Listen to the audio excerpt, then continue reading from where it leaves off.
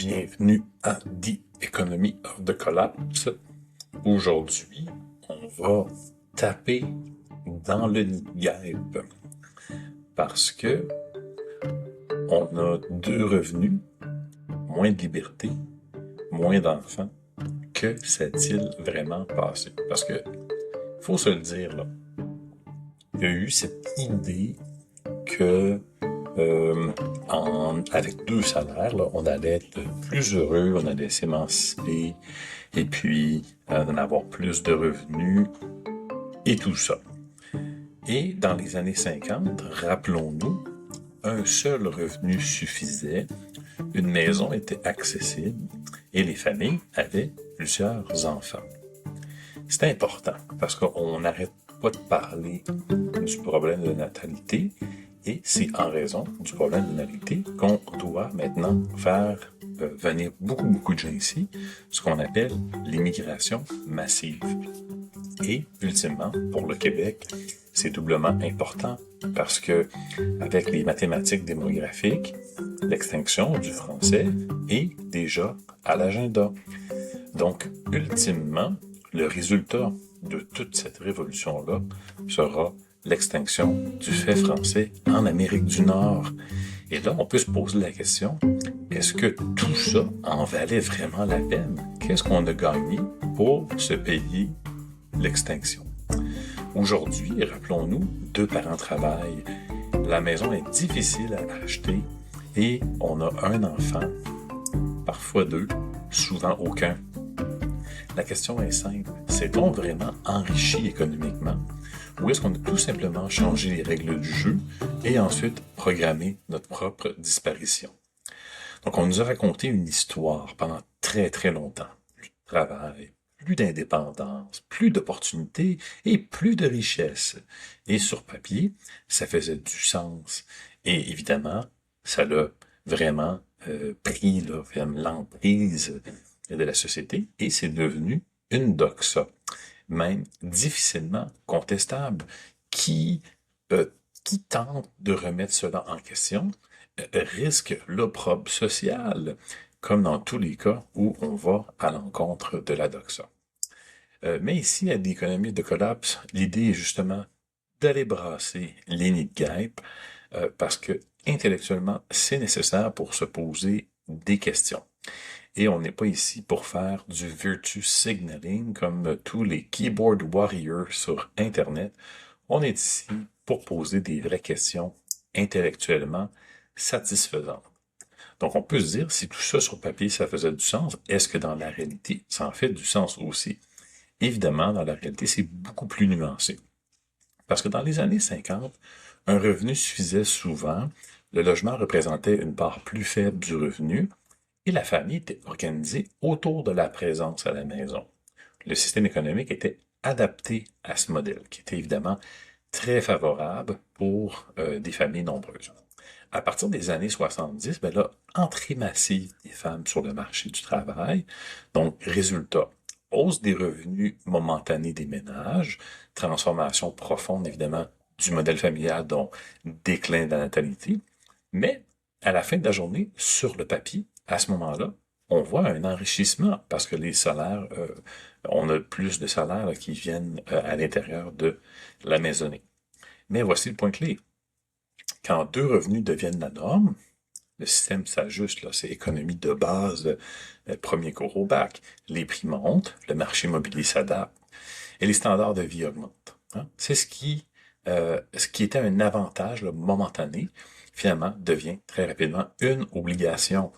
Meilleur exemple, c'est le logement, prix en forte hausse depuis les années 70, ratio prix versus les revenus qui explosent, et ainsi accès à la propriété de plus en plus difficile, alors que maintenant on a deux personnes qui travaillent.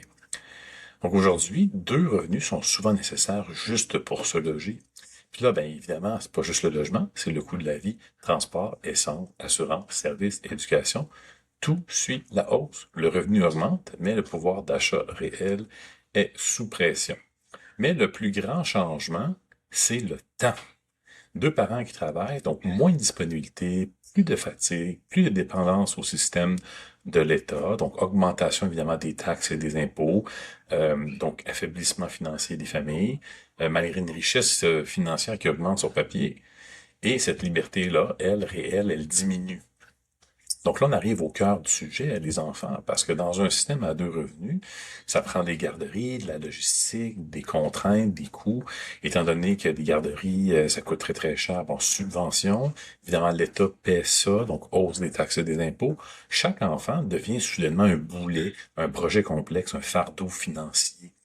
À l'inverse, lorsqu'un parent est déjà à la maison, évidemment, organisation plus simple à la maison, coût marginal d'un enfant supplémentaire est très très faible, quasi nul. Donc, c'est pas nécessairement facile d'une certaine façon, mais c'est beaucoup plus compatible pour avoir des familles nombreuses. Donc aujourd'hui, là, on se retrouve ultimement avec 1,3 enfants. Par femme, on a un seuil à 2,1. Évidemment, chute historique. Au Québec, pour tenter de contrer cela, on a subventionné des garderies. Et en fait, on se retrouve avec le fait que ça l'a aidé à la participation au travail. Ça l'a causé un léger effet nataliste à très, très court terme de quelques dixièmes de points. Mais structurellement, ça renforce surtout le modèle à deux revenus et ça rend la famille nombreuse plus difficile étant donné que le modèle à deux revenus est en place malgré la subvention. Donc, on n'obtient pas le baby boom qu'on aurait espéré. Mais il y a un autre élément majeur aussi. Évidemment, avec deux personnes qui travaillent, la stabilité des couples a été remise en question et depuis les années 70, on a une hausse des divorces, une hausse des séparations qui évidemment a été exponentielle. Et le problème qu'on a ici économiquement, c'est que la séparation, comme dirait Kevin O'Leary, c'est le plus gros destructeur de richesse. Et là, en la division d'actifs, deux logements, des guerres de garde, des frais juridiques, des pertes d'économie d'échelle. Donc, ce qui était un ménage qui réussissait à survivre avec l'augmentation des coûts à deux salaires, devient deux sous-structures encore plus fragiles économiquement. Et évidemment, il y a aussi tous les coûts là, invisibles à court terme sur les enfants. On parle d'instabilité, changements fréquents, contraintes émotionnelles, là, des problèmes d'attachement, tout le problème du daddy issue, la surreprésentation dans les milieux carcéraux qui entraîne ensuite des coûts pour l'État, évidemment encore hausse des taxes et des impôts, et là on a un cycle infernal de toutes sortes de problèmes. Donc évidemment, c'est des facteurs qui entrent en compte et on se retrouve là au final avec plus de travail, plus de revenus, mais on a moins de temps, moins d'enfants, plus d'instabilité dans certains cas. Et lorsqu'une société ne se reproduit plus, ben évidemment, c'est là qu'on arrive vraiment dans le croustillant du fait français pour le Québec. Ben, elle doit compenser par quoi? Par une immigration. Et ici, c'est une immigration massive. Et dans le cas du Québec, c'est problématique parce qu'on a l'enjeu supplémentaire de la langue. Donc, si la natalité francophone est faible, les équilibres linguistiques évoluent avec le temps. Et dans cette démographie-là, dans cette dynamique démographique-là, on arrive mathématiquement à un point où il y a la disparition du fait français.